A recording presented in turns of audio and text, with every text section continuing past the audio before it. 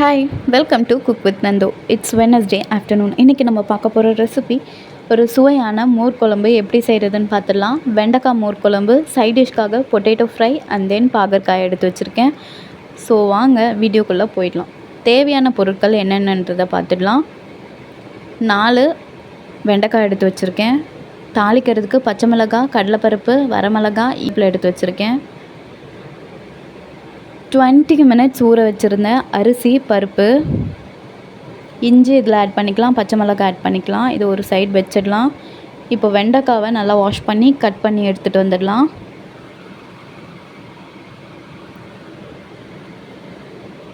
இந்த மாதிரி கட் பண்ணிவிட்டு ஒரு கடாயில் எண்ணெய் ஆட் பண்ணிவிட்டு நம்ம கட் பண்ணி வச்சுருக்க வெண்டைக்காவையும் ஆட் பண்ணிடலாம். ஆட் பண்ணி நல்லா பச்சை வாசனையும் அந்த பசப்பசப்பு தன்மையும் போகிற அளவுக்கு நல்லா வதக்கிடலாம். அது கூடவே இது வதங்கிட்டே இருக்கிறப்ப நம்ம ஒரு மசாலா அரைச்சிட்டு வந்துடலாம்.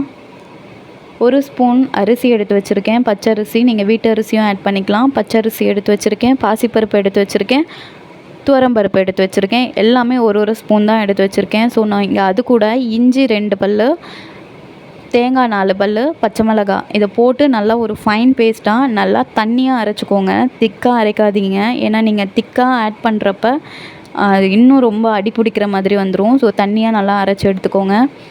அது கூட வெண்டைக்காய் நல்லா ஃப்ரை ஆகிடுச்சு, அதையும் எடுத்து வச்சிடலாம்.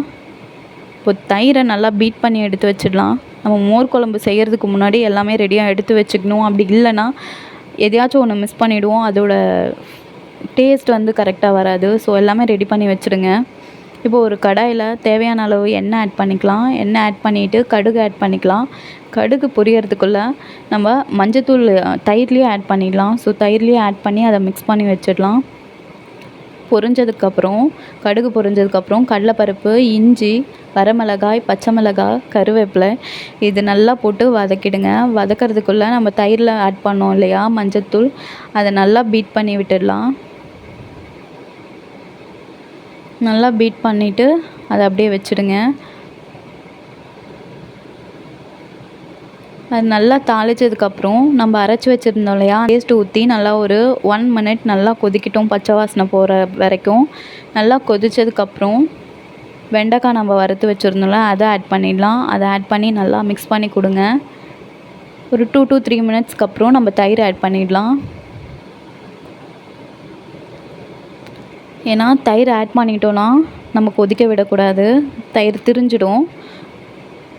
ஸோ இங்கே பாருங்கள், இந்த மாதிரி வந்ததுக்கப்புறம் தேவையான அளவு சால்ட் ஆட் பண்ணிக்கோங்க, பெருங்காயத்தூளும் ஆட் பண்ணிக்கோங்க. நல்லா மிக்ஸ் பண்ணி கொடுத்துட்டு ஸ்டவ்வை நம்ம ஆஃப் பண்ணிடலாம். இப்போ நம்ம ஒரு பேனில் மாற்றிக்கலாம். ஸோ ரெடி மோர் குழம்பு. இப்போ நம்ம சைட் டிஷ்காக பாகற்காய் எடுத்து வச்சுருக்கேன். ஸோ பாகற்காயை இந்த மாதிரி கட் பண்ணி எடுத்துருங்க. உள்ளே இருக்க விதையை நம்ம எடுத்துடலாம். 2 or 3 டேஸ் நம்ம வீக்லி எடுக்கிறது ரொம்ப நல்லது. ப்ளட் ப்ரெஷரை கண்ட்ரோல் பண்ணும், சுகருக்கெல்லாம் ரொம்ப நல்லது. குழந்தைங்களுக்கு நீங்கள் லஞ்ச் பாக்ஸ் கூட நீங்கள் ஈஸியாக ரெடி பண்ணி கொடுத்து அனுப்பலாம். இந்த மாதிரி விதையெல்லாம் எடுத்துட்டு அது கூட மஞ்சத்தூள், சால்ட் ஆட் பண்ணிக்கோங்க தேவையான அளவு. காஷ்மீரி ஆட் பண்ணிக்கோங்க, நல்லா கலர் கொடுக்கும். அண்ட் தென் காரமும் கம்மியாக இருக்கும். ஸோ பசங்களுக்கும் சாப்பிட டேஸ்ட்டாக இருக்கும். வாசனைக்காக கரம் மசாலா கொஞ்சோண்டு எடுத்து ஆட் பண்ணியிருக்கேன். இது கூட தயிர் ஆட் பண்ண போகிறேன். அதுதான் மெயின் விஷயமே. 1 ஸ்பூன் தயிர் ஆட் பண்ணிக்கோங்க. கசப்பே தெரியாது. ரொம்ப கசப்பாக இல்லாமல் லைட்டாக கசப்பாக இருக்கும். இந்த மாதிரி மசாலா ஃபுல்லாக தடவி எடுத்து வச்சுடுங்க. இது 20 மினிட்ஸ் நல்லா ஊறுறதுக்குள்ளே நம்ம பொட்டேட்டோ ஃப்ரை பண்ணிடலாம்.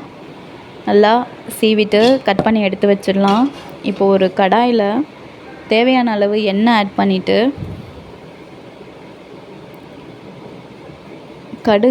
கடுகு நல்லா பொரிஞ்ச உடனே கருவேப்பிலை ஆட் பண்ண உடனே மஞ்சத்தூள் ஆட் பண்ணிடலாம். மஞ்சத்தூள் கூட சால்ட் ஆட் பண்ணிக்கலாம். சால்ட் நம்ம லாஸ்ட்டாக ஆட் பண்ணிடலாம். காஷ்மீரி எடுத்து வச்சுருந்தேன், அதை ஆட் பண்ணிடலாம். அதுக்கப்புறம் எடுத்து வச்சுருக்க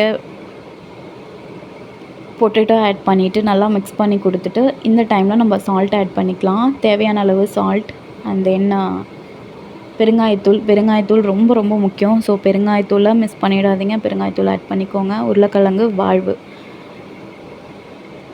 ஸோ மிக்ஸ் பண்ணி இதை நல்லா மூடி எண்ணெயிலேயே வதக்கி எடுக்க போகிறோம். அப்போ தான் கிறிஸ்பியாக நல்லா வரும். ஸோ மூடி எடுத்துடலாம். ஒரு வேக்காட்லேயே வெந்துடும். இங்கே பாருங்கள், இந்த மாதிரி வெந்துடுச்சு. நல்லா கிறிஸ்பியாக நல்லா வெந்துடுச்சு. பொட்டேட்டோ ஃப்ரையும் ரெடி ஆகிடுச்சு. அதை எடுத்து வச்சுட்டு நம்ம பாகற்காயை ஊற வச்சுருந்தோம் இல்லைங்களா, அதை நம்ம ஃப்ரை பண்ணி எடுத்துடலாம். கடாயில் தேவையான அளவு எண்ணெய் ஆட் பண்ணிக்கோங்க. எண்ணெய் ஆட் பண்ணிவிட்டு கடுகெல்லாம் எதுவுமே போட வேண்டாம். வெறும் கருவேப்பிலை மட்டும் போட்டு கருவேப்பிலை நல்லா பொரிஞ்சதுக்கப்புறம் பாகற்காயை நம்ம ஆட் பண்ணிடலாம். இந்த மாதிரி தயிர் ஆட் பண்ணிவிட்டு நீங்கள் பண்ணுங்கள். கண்டிப்பாக சாப்பிடாத குழந்தைங்களும் சாப்பிடுவாங்க. கசப்பாக இருக்கிறதால சில பிள்ளைங்க சாப்பிடாம போயிடும் இல்லையா, அதனால் இந்த மாதிரி ட்ரை பண்ணி பாருங்கள். இந்த மாதிரி நம்ம க்ளோஸ் பண்ணி 5 மினிட்ஸ் ஒன்ஸ் இல்லை 2 மினிட்ஸ் ஒன்ஸ் க்ளோஸ் பண்ணி 80 to 85% வெந்திருந்தால் போதும். ரொம்ப வேக வைக்க வேண்டாம்.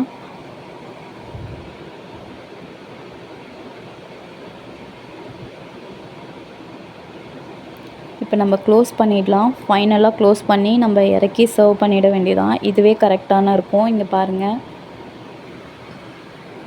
ஒரு 80 to 85 தான் குக்காக இருக்கும். ஸோ ஃபுல் குக்காக ஆக தேவையில்ல. இப்போ நம்ம எடுத்து சர்வ் பண்ணிடலாம். இந்த மாதிரி சூடாக சாதம் போட்டு 2 சைட் டிஷ் வச்சு டெய்லி இந்த மாதிரி காய்கறிங்க ஆட் பண்ணிக்கிறது ஹெல்த்துக்கு ரொம்ப நல்லது. ஸோ இந்த வீடியோ கண்டிப்பாக உங்களுக்கு பிடிச்சிருக்கோன்னு நினைக்கிறேன். பிடிச்சிருந்தா நீங்களும் ட்ரை பண்ணிவிட்டு எப்படி இருக்குன்னு கமெண்ட் பண்ணுங்கள். லைக் பண்ணிக்கோங்க, ஷேர் பண்ணுங்கள். மறக்காமல் பெல் ஐக்கானையும் கிளிக் பண்ணிக்கோங்க. அப்போ தான் நான் போடுற வீடியோஸ் எல்லாமே உங்களுக்கு நோட்டிஃபிகேஷனாக வந்து சேரும். தேங்க்யூ ஃபார் வாட்சிங்.